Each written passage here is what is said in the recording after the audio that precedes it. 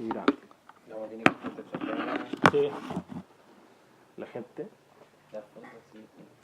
No, no importa. Bueno, Aldo. Ya, pues. Bueno, es mi deber y es mi misión como editor de Austroboria Editores y editor de... Más que editor aquí en este libro, en todo caso, es como mi rol de diagramador y también en la edición, pero como apoyo a la misma edición, ¿no? De, del Quimera, de los cuentos arquetípicos. La gracia, creo yo, del libro, eh, bueno, antes de entrar al libro voy a hablarle un poco de Martín. Yo creo que es algo, a lo mejor conocen, Martín tiene una trayectoria ya más o menos importante. Coincidentemente partimos publicando el mismo año, el 2012. Él parte así con un gran pie por delante que fue El Martillo de Pillán, que es una tremenda novela épica, prehispánica también,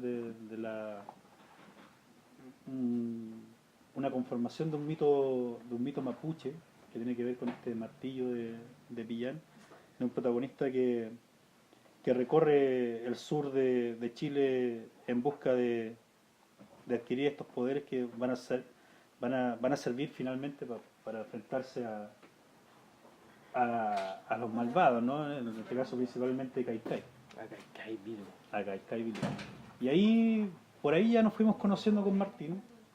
Después trabamos amistad, por ahí me presentó un Chile del Terror, me acuerdo, en Playa Ancha, Sí, fue, ¿no? Playa Ancha. Pero te había mandado cuentos también. Sí, pues, ya habíamos colaborado con la Ominous Tales con Martín, ahora ahí ya conocí algunos de los cuentos incluso que están acá. O sea, de hecho, la mayoría de los cuentos de Quimera fueron cooperaciones por el foso. Sí, pues, para el foso de Austroboria. Sí. Y ahí yo los fui conociendo los cuentos, pero en ese mismo proceso publicamos el Sátiro, que es esta novela también. Es una de las particularidades, yo creo, que también de Martín, ¿no? El hecho de atreverse a explorar algunos géneros que no están muy desarrollados en Chile y principalmente en este caso la novela pornográfica, ¿no? Una novela como una especie de road story pero con bastante porno detrás. Yo le puse porno existencialista también ahí en la presentación. Fue bien interesante leerlo y trabajar esta novela. eh, que yo creo que para Martín fue también una especie de un siguiente paso, ¿no? De ahí se le abrió el apetito, me acuerdo perfectamente en un carrete que tuvimos en Concón, en la casa de otro escritor, eh, del Sergio Alejandro Mira. Por ahí ya venía pensando en esta posibilidad de armar una antología de cuentos pornográficos y lo que calzaba muy bien con nuestra editorial porque nosotros desde el principio partimos hablando de que Austroboria era una editorial del borde, o sea que iba a tomar algunos de los géneros o subgéneros que no estaban muy validados, que no estaban muy presentes dentro de la literatura nacional, como el terror, la ciencia ficción y el realismo sucio, una especie de eufemismo para hablar de porno, ¿no? Entonces, si se fijan en eso, Martín ha ido calzando a la perfección. Luego aparece Evento Z, no, antes de eso, en colaboración con Amira, hace WK, que es un libro también ya un poco más duro, qué sé yo, que tiene que ver con... También es un hardboil, Sí. tiene acción, sí, sexo duro, es porno. Sí. Y escrito a cuatro manos, entonces ya es un experimento interesante. Y después sale Evento Z, que ha sido un libro que también yo creo que a Martín le ha dado bastante satisfacciones porque eh, se nombra como la primera novela zombie escrita en Chile, está ambientada en Valparaíso, es una novela también que apunta hacia un público tal vez más juvenil, Sí. los protagonistas son jóvenes Entonces, yo recuerdo haber visto el inicio de esa novela también con un cuento que enviaste al Foso, ¿no? También. La primera novela también fue una cooperación Sí, para el Foso. O sea, el primer cuento, que era el capítulo que cero. el capítulo cero Un capítulo que tiene que ver, pero no tiene. Claro. Que es como, o sea, como una precuela de la novela. Y por ahí ya estuvo haciendo un diálogo en movimiento con Evento Z. Estuvo. El Evento Z fue el que. El que presentamos en Guadalajara. En Guadalajara, ¿cierto? Jonathan presentó. Sí, el Jonathan, que es el colaborador de Austroboria, igual lo presentó en Guadalajara. Sí. Lo presentaste en Puerto Montt también en el Evento Z, ¿no? También en Puerto Montt. En la Feria del Libro Puerto Montt, En así Viña. que en Viña. Ha estado en las ferias del libro en la Filsa presentando siempre sus libros, vendiendo sus libros, Sí. con Forja principalmente. Sí. Cuando nosotros tuvimos stand también estuvo ahí pololeando con nosotros, dando sus vueltas. Y bueno, hasta que llega el momento de trabajar Quimera, ¿no? Esta es una recopilación de varios cuentos, como les mencionaba yo anteriormente, que tienen que ver con el proceso de escritura de cuentos. Yo creo que tú eres más novelista que cuentista, ¿no? Sí, de hecho, sí. De hecho, de eso se trata Quimera, ¿eh? Porque fue tomar muchos de los cuentos que habían sido cooperaciones para el Foso y editarlos para llegar al siguiente nivel. Entonces trabajé con un amigo que estudió literatura en la Universidad de Chile, que él tiene sus propios cuentos, ahora va a publicar una novela prontamente con los editores. Y decidí, digamos, poner los cuentos en las manos de él para que, digamos, destrozara los cuentos y poder... Porque en realidad la mente que tiene que tener un cuentista es muy, muy, muy distinta a la de un novelista. Se supone que el cuento gana por nocaut, ¿no? Claro. Y la novela por cansancio. Sí, No sé. por punto. Por punto. Por el largo. Claro. Por el alargue. No sé. No, pero es que en la novela uno puede detenerse y desarrollar los personajes a profundidad. Normalmente en el cuento lo que más importa es la anécdota. Entonces, es la anécdota y el giro es muy definido, las palabras que uno tiene que usar son muy precisas.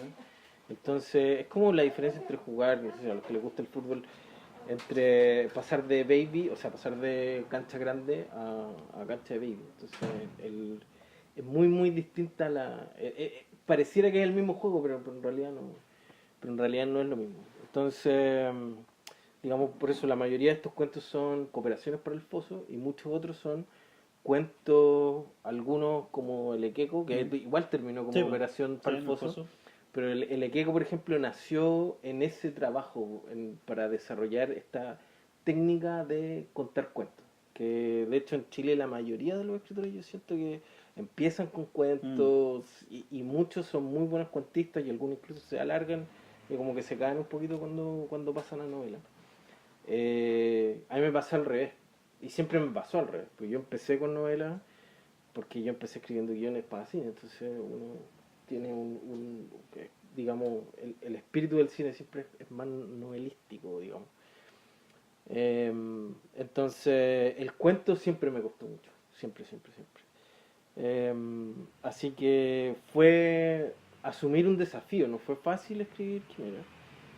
Y la verdad es que estoy muy, muy satisfecho del resultado, creo que es uno de los pocos libros que puedo decir. Normalmente cuando uno termina de escribir dice, y vuelve a leer su propio libro, dice, podría haber cambiado esto podría haber sido distinto. Pero con Quimera no me pasa eso, lo leo y siento que están a un nivel en el cual puedo quedarme tranquilo y decir, estoy muy muy conforme con el logro. Además de la cooperación de las ilustraciones Claro. de Chris Fattori y del concepto que tiene que ver con esta suerte de tirada del tarot, en el cual la verdad es que le pregunté a una tarotista para que me indicara a qué carta del tarot pertenece cada cuento y hacer un juego en esta búsqueda que tiene Carl Jung con el inconsciente, ¿no? y asociar los cuentos a esto, a los arcanos y mezclar cada carta. Así que el ilustrador mezcló cada carta con los elementos narrativos de cada arcano. Entonces hay un doble juego. La ilustración no es solamente un acompañamiento al cuento, sino también un cuento en sí mismo. Una, digamos, un misterio en sí mismo, un misterio hermético en sí mismo cada carta.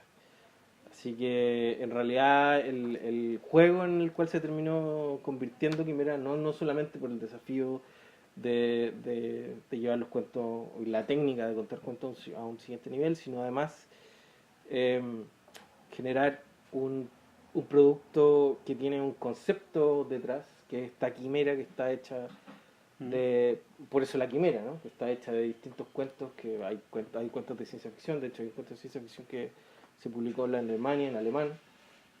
Eh, hay cuentos de un poco realismo mágico, de terror, hay un cuento porno también. Eh, Así que Épico. épicos también. Así que fue muy entretenido y creo que el concepto con el cual terminamos y que Aldo, en realidad Aldo yo creo que estuviste en todo el proceso porque sin el foso yo creo que Quimera no existiría. Así que Aldo simplemente le puso la guinda a la torta al tenernos acá publicando, con la publicación, con el libro existente, ¿no?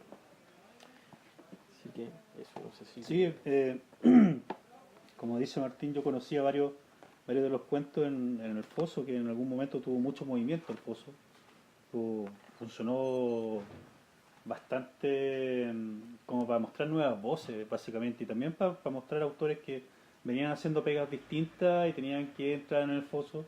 El foso era básicamente publicaciones que entraban en ese ámbito que nosotros hablábamos de las narrativas del borde, ¿no? Varios se atrevieron a escribir, eh, también hacíamos convocatorias, a veces eran colaboraciones libres y otras veces también eran en base a convocatorias con ciertos temas que eran el pie forzado.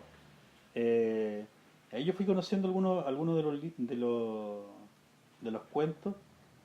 A mí hay un cuento en particular que me gusta mucho y debe ser uno de los más extensos del libro, ¿no? Que es Agricultura. Ah, sí, de hecho el martes. Sí, Está al principio. y ese es un cuento que cuando lo recibí en el foso y lo edité como para que saliera publicado, yo le dije, Martín, esto tendría que ser eventualmente una novela, tendría que tal vez transformarse en eso. Finalmente Martín no tomó ese mensaje Es que y lo desarrolló como cuento. Me da pudor alargar los cuentos. No, pero era más que alargar el cuento, era tomar el concepto porque estaba muy interesante esta ciencia ficción posapocalíptica, zombie, pero con la naturaleza. Era como una... Sí. En ese momento era como una mixtura bien interesante que no estaba desarrollada, que no se había trabajado, y probablemente tampoco se haya desarrollado todavía acá en Chile, entonces era partir un poco con eso. Está el cuento Amelia también, que Amelia es uno de los cuentos porno de pornología, ¿no? Sí. Que llama mucho la atención porque es un cuento bastante fuerte. Dentro de pornología debe ser el cuento más fuerte que hay.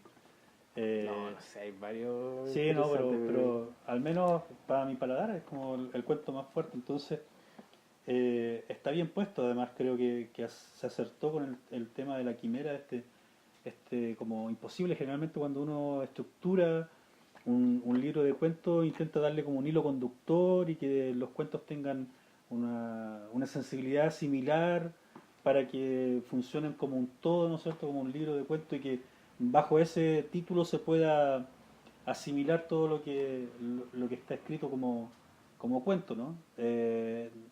No tan diversos como en este caso, pero aquí sí bien reunidos bajo el título de Quimera, me parece que está bien, pues como casi imposibilidad de decir voy a poner en un cuento, o sea, en un libro desde porno a ciencia ficción, y épico, y voy a poner un poco de todo, pero todo, cuando está bien trabajado, cuando está bien desarrollado, sí tiene un sentido, al menos estético. O sea, da gusto leer un libro que te sorprenda con cada cuento y te digas, ya, ¿con qué va a salir ahora este escritor? ¿No?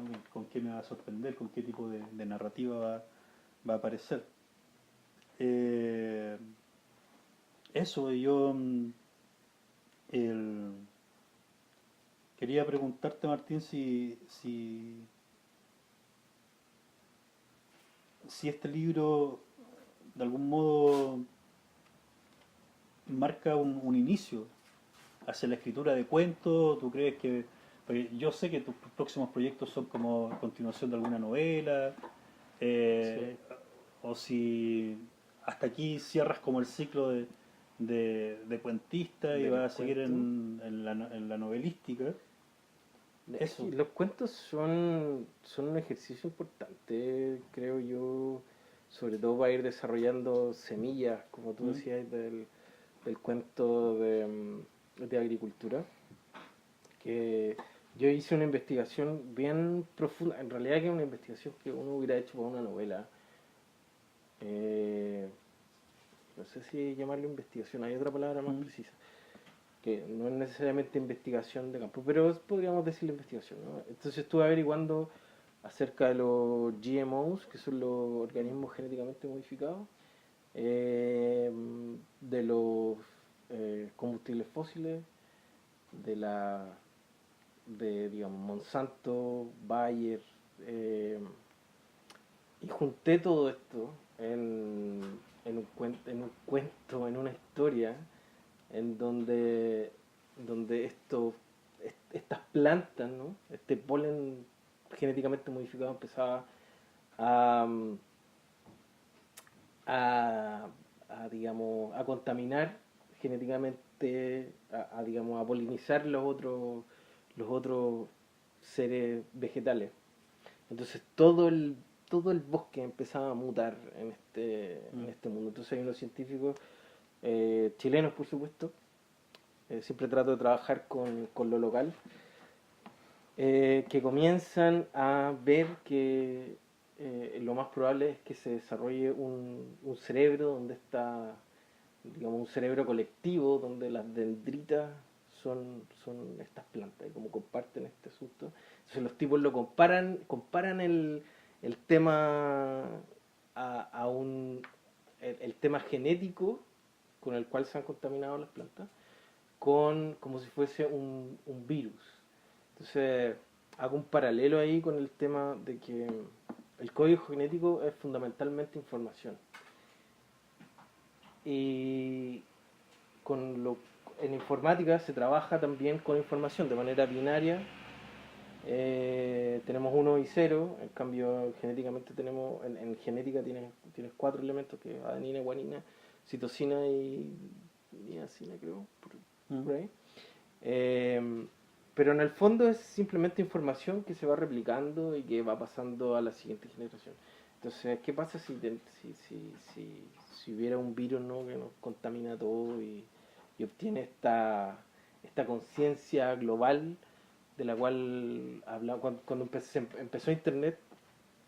Los tipos hablaban de esta conciencia global, que es un concepto que tienen ¿Mm?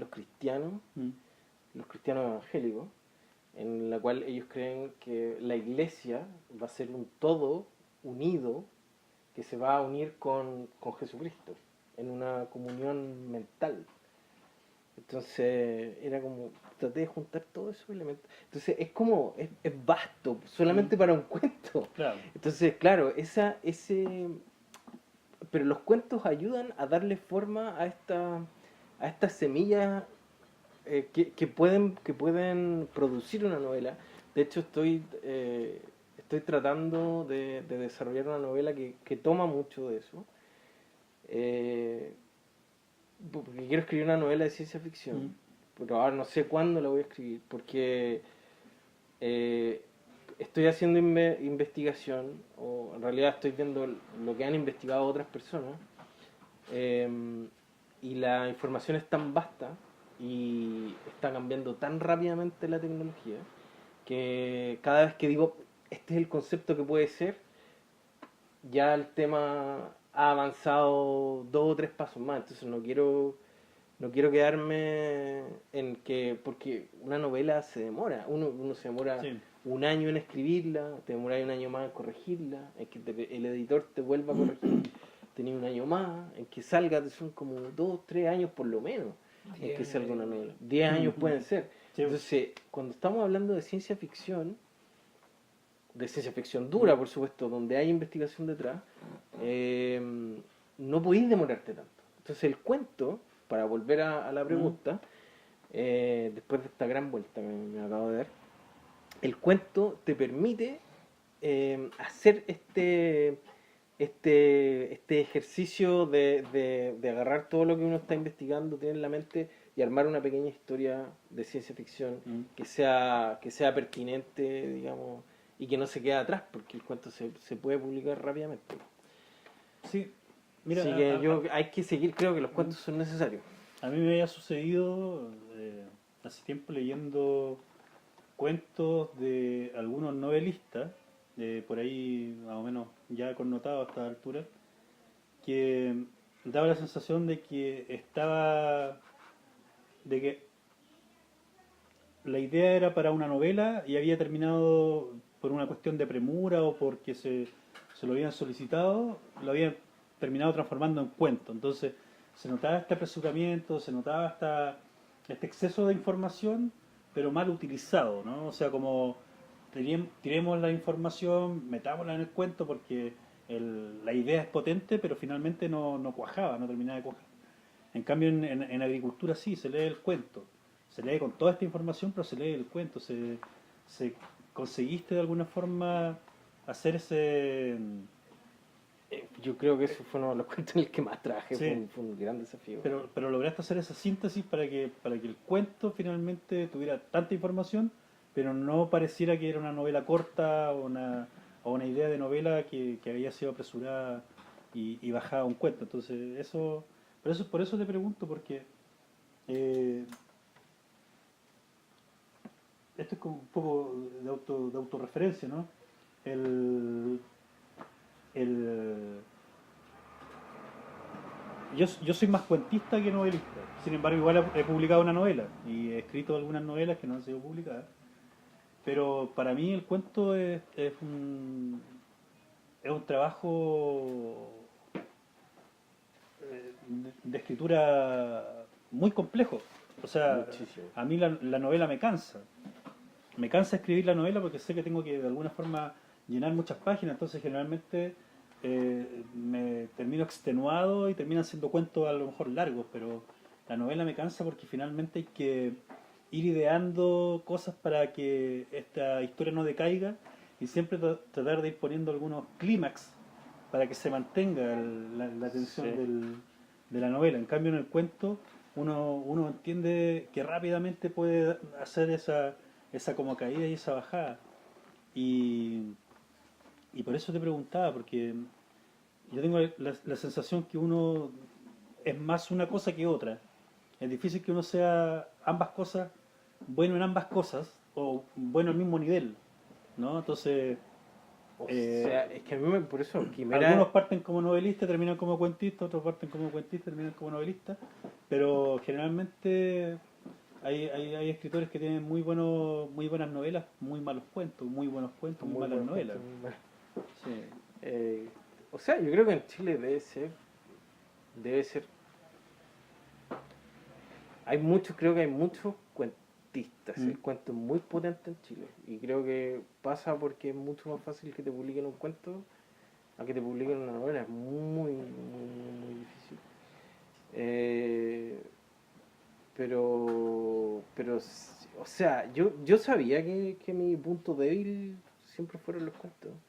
Y justamente por eso busqué a este amigo editor, eh, para que esto se convirtiera en un desafío de que cuentos que estaban buenos ya, que habían sido publicados en el Foso la mayoría, eh, usarlos para disectarlos y mejorarlos aún más y escribir algunos nuevos para, digamos, para digamos, cuajar esta información nueva. No sé, para mí, lo que pasa es que cuando yo escribo una novela, trato de... Hay un arco argumental, ¿no? Que, que es el gran arco argumental que te lleva del principio al fin de la novela. Eso yo siempre lo tengo claro.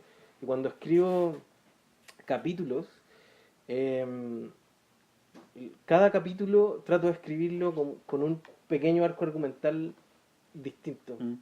Entonces, lo que me pasaba cuando escribía cuentos normalmente es que terminaban como si fuera un capítulo de una novela más grande. Entonces, hay que hacer, es un ejercicio interesante, porque realmente hay que cambiar de mentalidad, es como, es súper distinto, por eso te decía. Porque No sé. a mí me pasa para escribir novelas, que yo siento que cada capítulo es como si escribiera un cuento que de alguna forma se van relacionando y se van transformando en novela. ¿Te fijas? Es como el ejercicio Es como el ejercicio inverso, claro. Entonces, claro, eso pasa. No, yo por eso te digo, creo que es necesario, sobre todo en Chile, porque acá no es una cuestión de que no es fácil publicar, entonces y no es fácil vender tampoco, entonces hay que mantenerse como activo y pulirse y desarrollarse como escritor en la con los mayores rangos que se puedan. Y el cuento además te da la posibilidad de que personas que no van a comprar una novela, por ejemplo, le dan un cuento en internet o compren este librito que es chiquitito y digan, bueno, a ver, son cuentos distintos, puede que haya un cuento que me interese narrar. Y si no, paso al siguiente. Y si no, paso al siguiente hasta que encuentre uno con el cual yo voy a enganchar. Pero si el tipo me gustó con estos cuentos, o yo lo puedo abrir, digamos, en la misma librería, leer uno de los cuentos, sea cortito, y digo, ¿sabes qué? El autor escribe bien, voy a atreverme con una novela. Voy a atreverme con una novela, él tiene buena pluma y qué sé yo.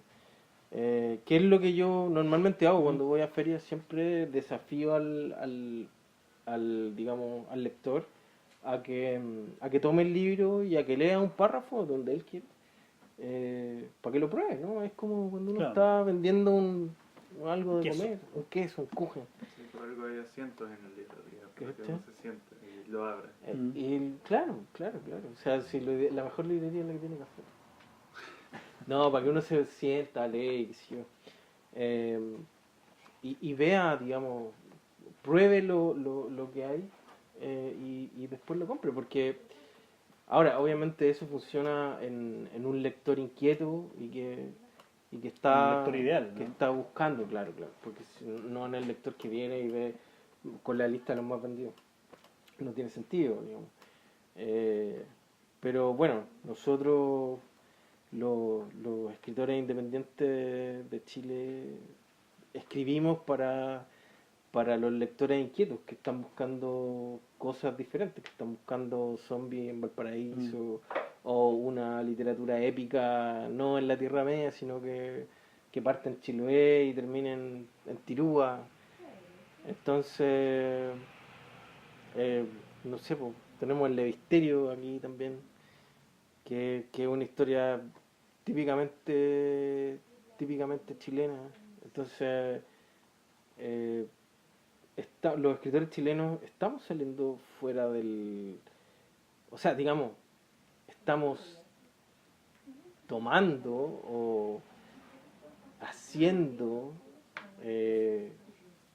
digamos, adueñándonos de la literatura en general. Y eso creo que es fantástico. Entonces, y el cuento en particular ayuda mucho a hacerse visible. Eso es mi opinión. Sí. Yo creo que sí, pues hay que seguir en todos los ámbitos. ¿Vamos a escuchar alguna parte del...? Sí, claro. Yo había pensado leerle un cuento. Sí, podíamos escucharlo. Por supuesto. Voy a leerle un cuento bien cortito, ¿no? Para no extendernos tanto, y bien simple. El arcano es el arcano 0, el loco, ¿sí? Y el cuento se llama Mariposas Fucsias. A Raúl Siempre le decían que era demasiado bromista. Uno nunca sabe cuándo estás hablando en serio, solía oír que le decían las señoras. Él se quedaba entonces pensativo, acaso un poco taciturno, preguntándose si ellas tendrían razón. Con muchos hombres y con otras mujeres le pasaba algo distinto. Ellos reían de las ocurrencias de Raúl y le guiñaban un ojo, disparándole con el índice y el pulgar, como diciendo: no soy tan tonto como para no entender tus ironías. Lo raro era que muchas de esas veces él había hablado en serio. Tus bromas son muy pesadas, Raúl, le había dicho un día a su abuela, pero va a llegar un día en que te darás cuenta que si todo el tiempo te estás riendo de la vida, al final dejas de protagonizarla y te vuelves solo un espectador. Raúl había estado esperando el momento correcto durante toda la semana. Se levantó a las 6 de la mañana, apagó el despertador a cuerda de un golpe y, como tenía por costumbre, se levantó y subió a la bicicleta. Estática. Pedaleó por una hora mirando el papel mural, en el cual todos los días encontraba nuevas figuras que luego anotaba en un cuadernito, el cual guardaba en el velador derecho con un lápiz negro de color amarillo de punta fina que destapaba con parsimonia, repasando los nombres con los que había bautizado las figuras. Ese día, sin embargo, rompió la rutina y se dio un baño más largo de lo común. Se afeitó con más cuidado, se peinó delicadamente, se lavó los dientes por más tiempo, cepilló su lengua y usó el doble de enjuague bucal. Salió del baño y se puso mucho desodorante y bastante perfume. Se vistió con calma, teniendo cuidado de amarrar con fuerza los cordones de sus zapatos. Chequeó la bragueta de su pantalón 2 veces.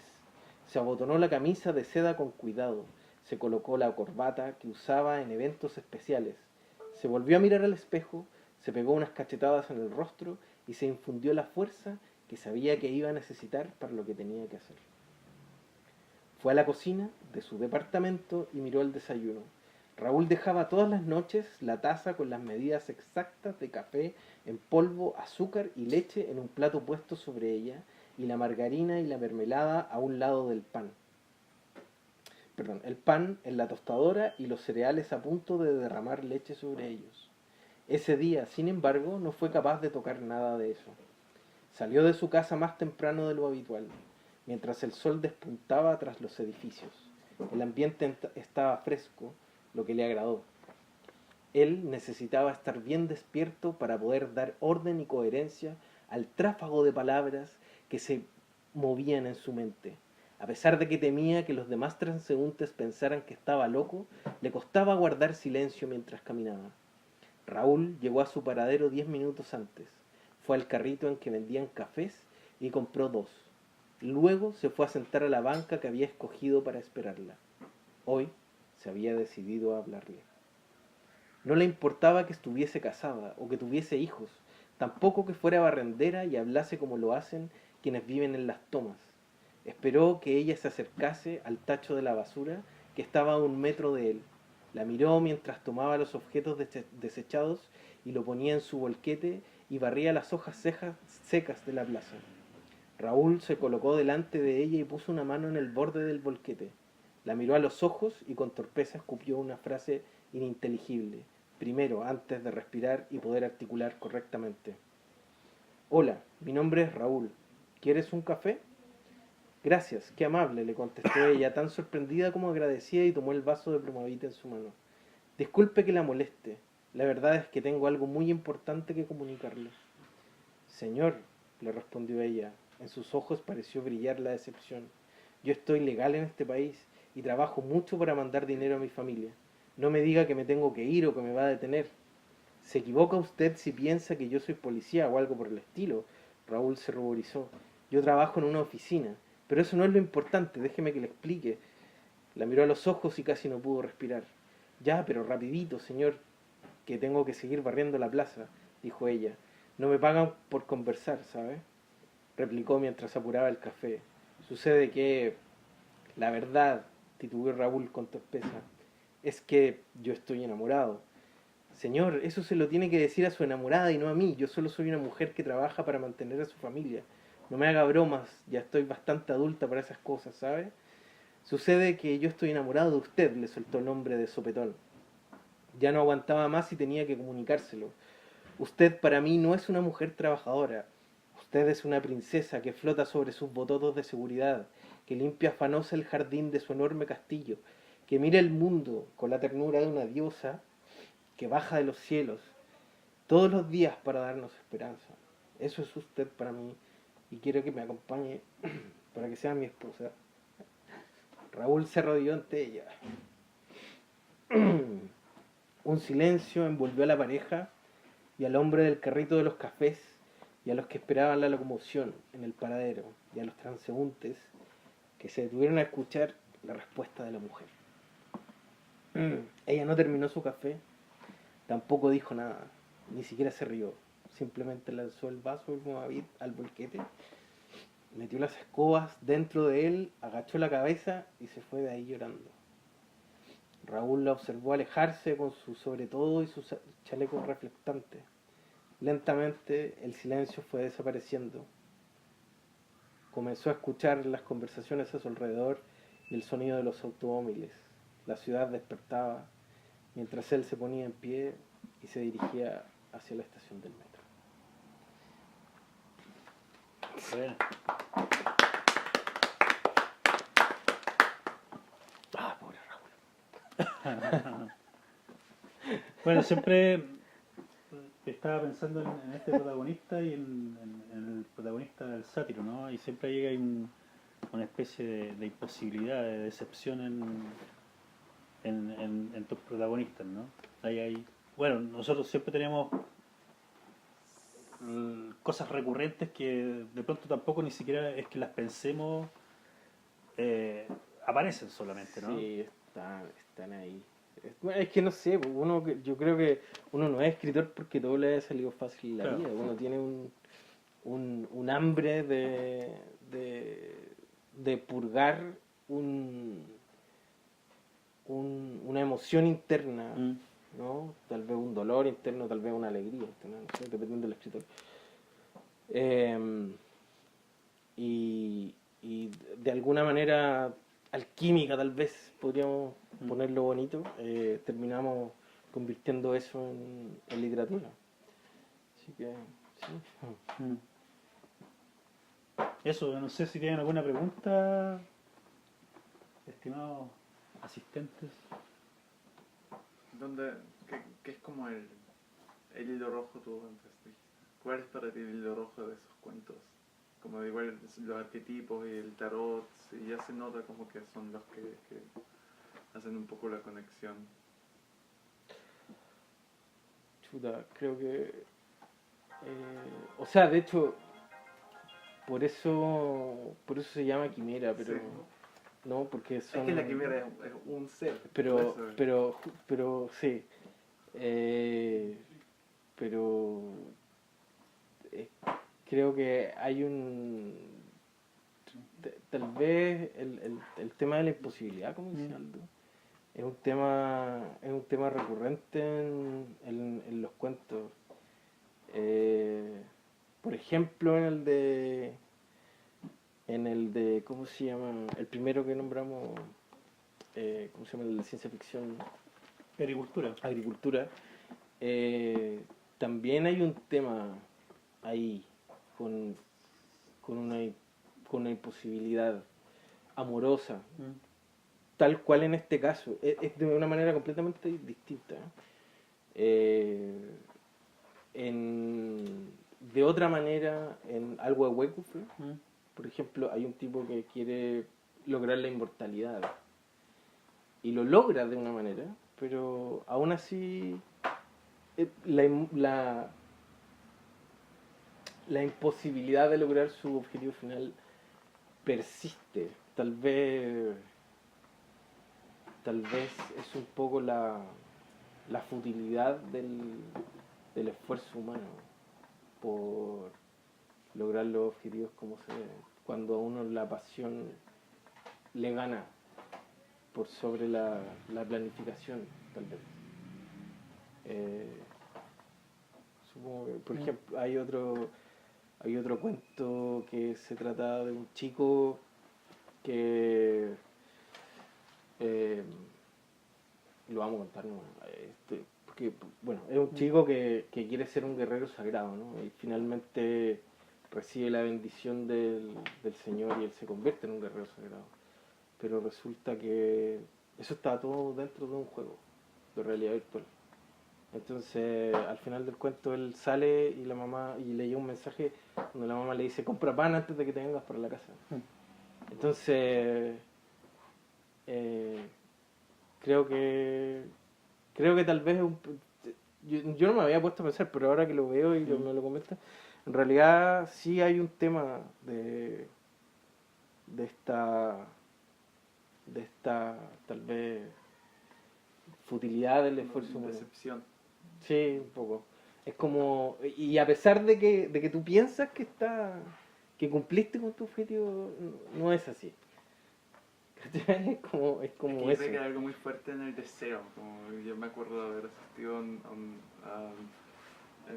la universidad a un curso y estaban hablando sobre el tiempo, como la concepción del arte en la era romántica en Europa. Y como esa idea como de la obra de arte como acercamiento a Dios y de tener eso y de al final nunca llegar a eso, como esa idea de algo que Que es inalcanzable. que es bueno, como que es donde puedes permanecer. Sí, creo que hay una, de hecho, el libro empieza con con un pequeño, es como un pequeño poema en prosa, ¿no? Se llama Nubes, y creo que como que resume un poco si, si entro en un pasillo y huelo a humedad, siento que tal vez estoy en una casa de Valparaíso. Si me ladra un perro, veo una pelota bajando sin control por una calle y en el cielo hay una bolsa volando hacia el océano infinito, entonces lo más probable es que sea primavera. Si escucho conversaciones a lo lejos, siento olor a carne asada a la parrilla y música que se pierde entre las escaleras y además las calles están vacías, todo esto es un indicio de que probablemente sea domingo. Si ella viene hacia mí desnuda, suave y perfumada, como una flor silvestre que crece a la vera del camino, entonces sé con seguridad que estoy muerto, que he recorrido mi camino y que mis sesos están desparramados en algún lugar de lo que tú llamas realidad.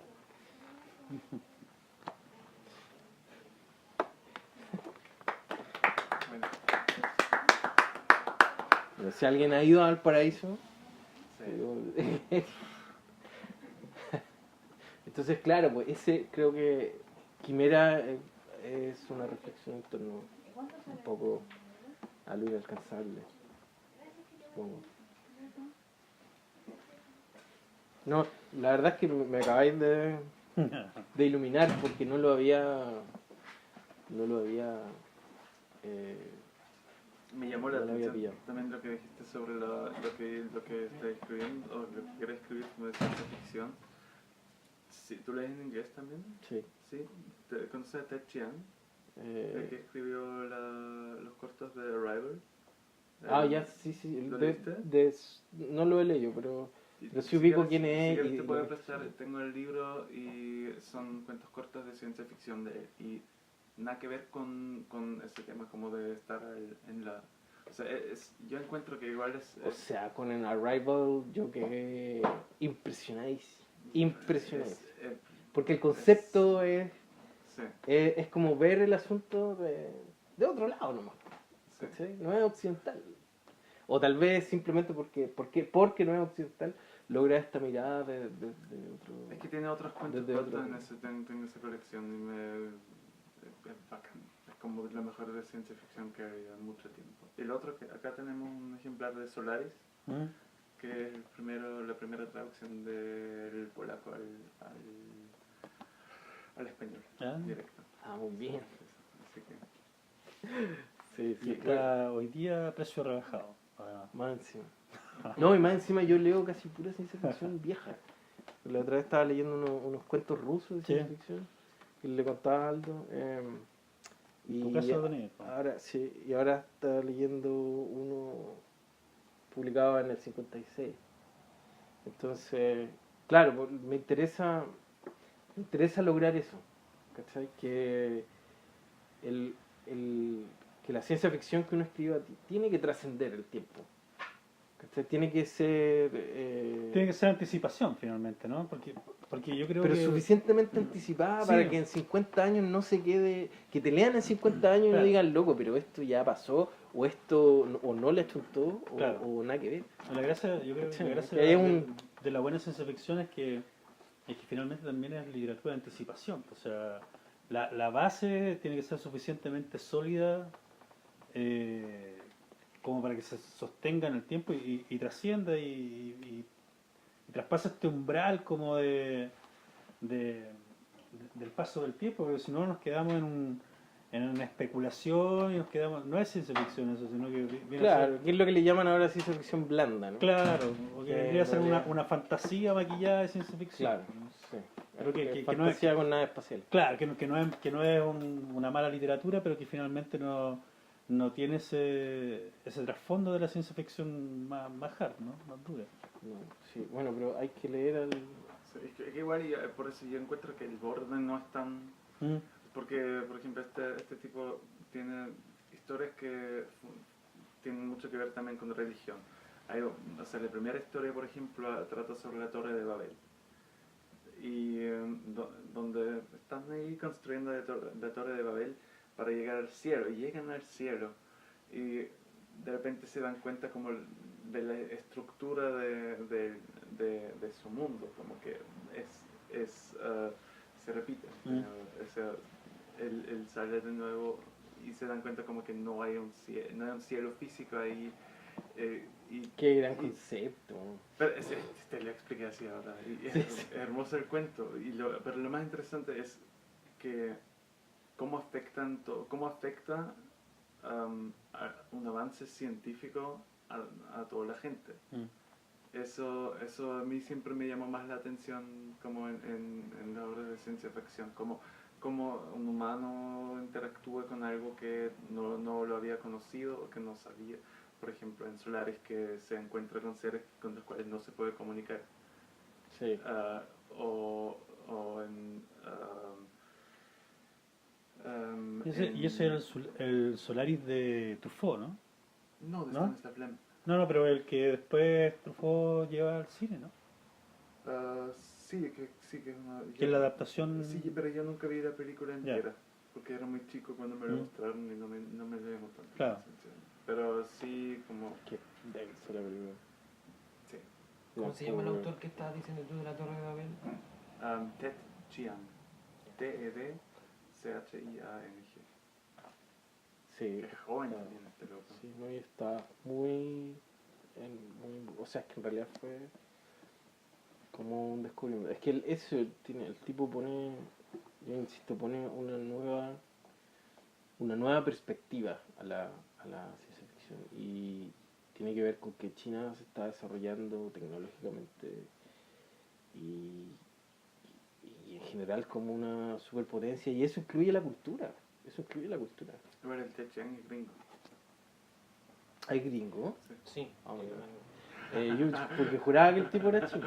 No, pero tal vez estoy pensando en el... O sea, en el es City chino, View, pero En el del bosque oscuro. es chino, Ah, pero es como nacido en Estados Unidos. Porque él se llama Chiang Feng Nan. Ya. Y Ted Chiang es como su nombre seudónimo. Es su americanización. La americanización del nombre. Pero Es chino. que en Hong Kong normalmente los tipos se ponen nombre así. Ah, sí, los chinos en general hacen Sí. lo mismo. Tiene un nombre... Sí, gringo. Sí, Un nombre buen nombre gringo Claro. y sí. Me tocaba trabajar mucho con gente de Hong Kong y hacían eso. Pero sí, o sea, yo creo que bueno, hay un tema ahí que la ciencia ficción tiene que ver con que es sociología en el fondo. La ciencia ficción es sociología especulativa. Tiene que ver cómo la sociedad y el humano reaccionaría a a estos cambios, pero lo que me da miedo a mí, y por eso no me he atrevido a escribir una novela de ciencia ficción, es que sé que debería investigar lo suficiente como para manejar los conceptos, y me da miedo que cuando haya, digamos, tenido los conceptos, mientras tenga los conceptos claros, estos ya queden obsoletos, porque uno ve que ya con la inteligencia artificial hace muy poco los tipos, no sé, decían, oye, pero si todavía no pueden abrir ni una puerta. Eso fue el año pasado. Estaba viendo una TED Talk en inglés, y el tipo decía, bueno, la inteligencia artificial sí, pero los tipos no pueden abrir ni siquiera una puerta. Y esto era hace 2 años. Y después, a los 5 minutos, después de terminar de ver el video, aparece otro donde ¿cómo se llama? Hay un robot que abre la puerta, ¿no? ¿Cachai? Y estamos hablando de 1 o 2 años de diferencia. Entonces, por eso lo que hace el tipo es genial, porque cuando, por ejemplo con Arrival, que es lo que yo sé de él, que es lo que yo conozco, cuando el tipo pone el lenguaje por sobre la matemática, lo encontré pero increíble, porque es como poner el punto de pivote de la ciencia ficción en otro lado, donde no creo que nadie se había atrevido a hacerlo antes. ¿Cachai? Es que Entonces, al final igual tiene mucho que ver con neurociencia, que la realidad que nosotros percibimos solamente está adentro. Y al cambiar el lenguaje también percibir diferentemente el flujo de tiempo o por completo. Pero lo interesante, al menos Pero- de Arrival, como para entrar ahí en esa conversación, creo yo que tiene que ver o también sea, yo solo había escuchado, con, pero con esta posibilidad de también, no sé si Yo tengo que decir, yo no vi la película, yo solamente leí el ya, cuento. no, pero yo vi la película y tiene que ver con esta posibilidad de la protagonista de poder estar en otro momento, en otro tiempo, en otro espacio, para tener la clave, porque finalmente la clave con el chino, ¿no es cierto? Que es que ella Claro. le dice algo luego nuevamente ella vuelve a decir lo mismo, por eso el chino de alguna forma da su brazo a torcer y se salva el planeta. Entonces, también está ese Salvan concepto. el planeta en la peli. Claro, bueno, es una gringa. película Ah, ya. Pero Salvar el planeta, pero ese concepto que es ciencia ficción, pero se mezcla con un poco también como de algo, no sé si paranormal, pero que está relacionado como con estas personas que pueden ver el futuro. ya, Sí. sí. Pero además, Pero aquí, ¿cachai? aquí, A ver, por Cuando hablan aquí- de neurociencias, aquí siempre facilitado por un viaje en el tiempo. lo- también. la mayoría de los científicos no pescan eso. No es una cuestión que... Porque si no es matemática, no Pero es es matemática súper inteligente. interesante porque yo no vi la película, entonces salvan el mundo en la película.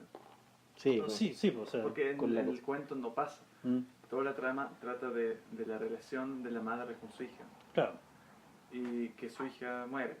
sí, ¿También muere en sí, la sí, película? sí, Ya, entonces eso es todo y de la relación de cómo conoce a su papá. Claro, pero los yanquis tenían que agregarle que Sí, por culpa claro. de los chinos se iba a destruir el Claro. planeta por parte de los extraterrestres Ya, y bueno. que gracias a ellos se salvó. No, y el giro argumental también, giro argumental porque a Pero la es película el- le interesa mucho dejarte así como ¡ah!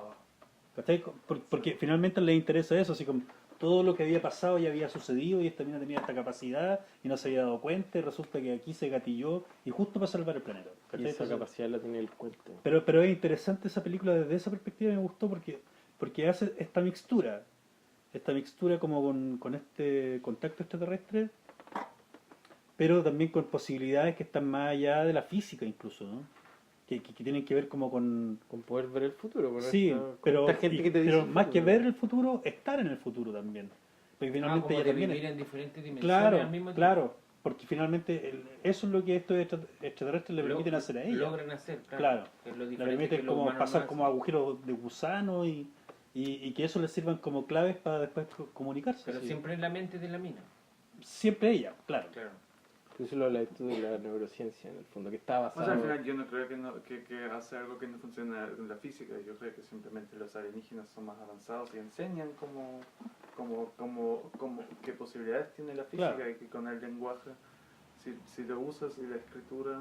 No sé, de hecho en la película te muestra, parte mostrándote enseguida en el contacto que la física es completamente distinta. O sea, ellos van a un espacio dentro de la nave en que parece que estuvieran verticales, pero ellos se adhieren como si estuvieran horizontales. Entonces, ahí ya parte diciéndote O la sea, física... como que de alguna manera el extraterrestre dice, relacionémonos en términos del lenguaje, porque en términos de la Sí. física nosotros les volamos la Sí, raja cerrada sí. a ustedes. No hay, ustedes aquí esto no lo pueden Claro, comprender, ustedes pero no lo van a comprender. claro, Por eso primero resolvamos el problema del lenguaje Sí. y después hablamos. sí, Claro. Pero, bueno, a mí el tema de que pusieran el lenguaje sí, no sé, eso igual es interesante. como Es que como escritor te debe perturbar. Por Sí, supuesto, pues. pero por supuesto. Porque además creo que su lenguaje era como súper recargado, igual como Mm. que en una frase había como mucha Y información. era muy como gráfico. un Sí, lenguaje Pero por eso era como gráfico, los ideogramas pero chinos, por eso yo pensé que el tipo era chino. además, ¿no? Sí, claro. con Porque mucha era como un información. ideograma, ¿cachai? Claro. Y también O sea, pasa de como hecho- que en el texto, en el cuento, escribe como que lo complicado de escribirlo es que tiene que saber exactamente cuál es toda la frase al momento de Ujú. dibujar, no sé cómo es, Sí. El ideograma. el ideograma, porque no hay ideogramas fijos, Claro. hay expresiones, Claro. pero la Sí. expresión es única. Mm. Siempre Son como y tienes que saber jeroglíficos. antes, entonces solamente lo puedes dibujar si piensas no con un tiempo, sino Mm. que si Yo tú creo que mismo te eso- trasplazas como en esa sensación de estar como, en vez de estar en un punto, sino que extendido a toda tu existencia. Yo creo que eso no está a todo- logrado en la película. Yo creo que eso está más en la obra literaria. Es que En la ahí, película no ahí está es donde, logrado eso donde que uno dice. ve que de por qué la literatura todavía es superior o tal vez no se va a acabar. Claro. Porque, bueno, hay gente que decía, por ejemplo, que Netflix iba a terminar con el cine y en algún momento tienen que haber pensado que el cine iba a acabar con el teatro y que el teatro iba a acabar con la Que los literatura. teleológicos siempre están diciendo que algo se va a terminar Mm. por algo y las cosas nunca se terminan. po. No. El mundo nunca se acaba, yo Claro, estoy y decepcionado. toda la época, sí. Yo tengo otra pregunta respecto de, hablando del lenguaje, pero de tu libro de los mapuches. Sí, Yo estoy trabajando en el revisorio que es la precuela del Levisterio y que son los 2 libros mágicos de Chiloé. ya. Y estoy trabajando la idea de un niño que inventa un grafemario mapuche, pero con caracteres mapuche. Ya. No sé si tú en tu investigación para ese libro sabes algo acerca de ese tema. O sea, yo sé que hay dibujos mapuches que usaban sobre todo en los telares.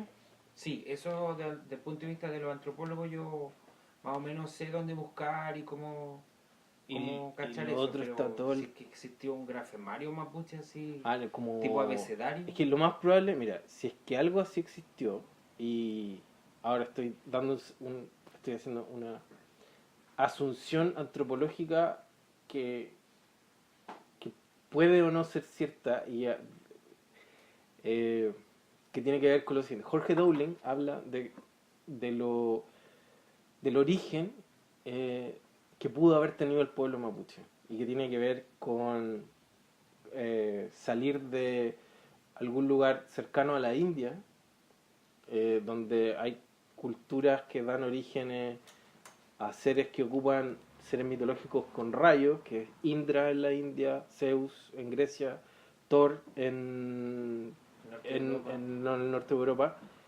y Y de el ahí Pillán tenemos aquí. el Pillán acá. Claro. Y de hecho en Perú hay otro. Y el Pillán, acá, por ejemplo. Además, si uno ve la estructura mapuche, es muy parecida física a la mongola. Si tú ves, los nórdicos también es una religión chamánica. No sé, eso no se sabe mucho, porque pensamos que son dioses auróricos, porque eso es lo que parecen, pero en realidad son chamánicos. Zeus es un dios chamánico. El tema de que use el la hidromiel para hacer que los bardos puedan hablar, eso es todo un tema chamánico. Y eso tiene que ver con el tema chamánico mongol. Y si tú ves, el dios mongol más grande es el cielo. Y el dios más grande de los mapuches es el cielo. Por eso su color sagrado es el azul. Y si tú ves el tambor, es exactamente el mismo. Y hay un símbolo que se llama Skilbehart, una cuestión así, que es muy, muy parecido al tema que usan que es vikingo, que usan en el tambor y es muy similar. La ruca es muy similar al tema, a la vivienda vikinga. Se han encontrado trompes que se sabe que son de acá y de los tehuelches en las tumbas vikingas.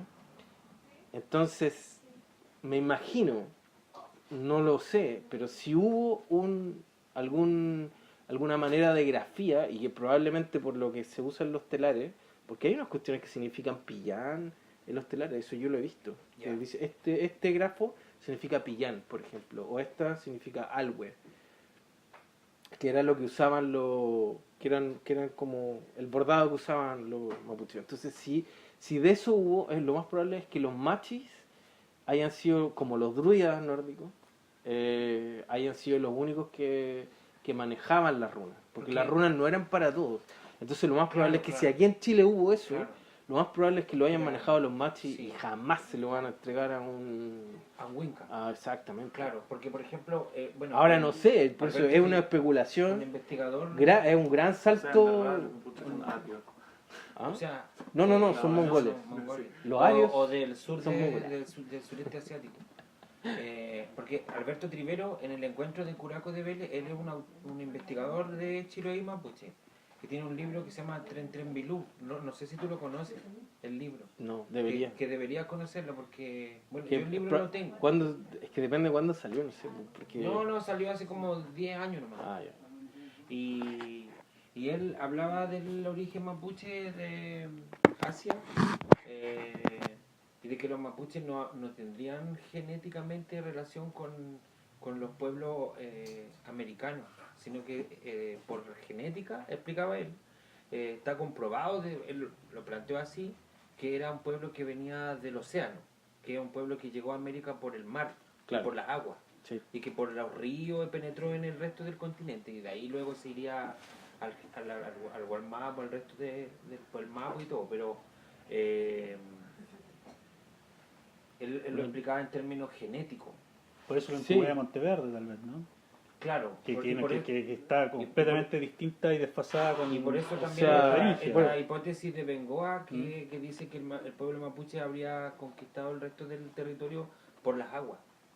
Sí, Trivero o se sea, asocia a claro, esa- él esa habla hipótesis. de que los mapuches eran ribereños. Claro. Lo otro, en Boroa hay una leyenda que habla de los mapuches rubios de Boroa. Entonces, Los puede de que la hayan sexta habido- isla Francis. Entonces, me interesa Eh, el tema de investigar más el tema del grafemario, o sea, de los iconos mapuche, porque en el revisorio estoy creando la historia de un niño que inventa un grafemario mapuche, o sea, que él aprende castellano, aprende a escribir castellano, y él, como era capo el pendejo, dice, bueno, nosotros también podemos escribir nuestro idioma, pero no con las letras de ellos, con nuestras propias letras. Claro. Y después los curas se lo queman, igual que a Sahagún, etcétera. Ahora, Eso hay- es como parte del revisorio. Pero lo todavía me falta como cachar qué letra puede ser. Lo cuál que es que en sonido. Isla de Pascua hay una tabla que es escritura. Y ellos tenían su propia escritura. Y que se les olvidó. Sí, y ¿Cachai? que paradójicamente es similar a una escritura de un pueblo también asiático, africano, es como la misma ideografía. Sí, tiene el símbolo.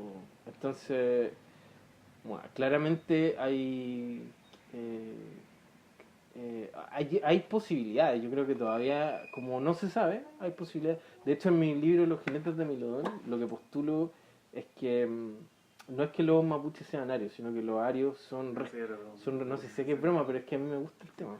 Entonces, porque me gusta... Es que aparte que la ironía de que además vienen por acá.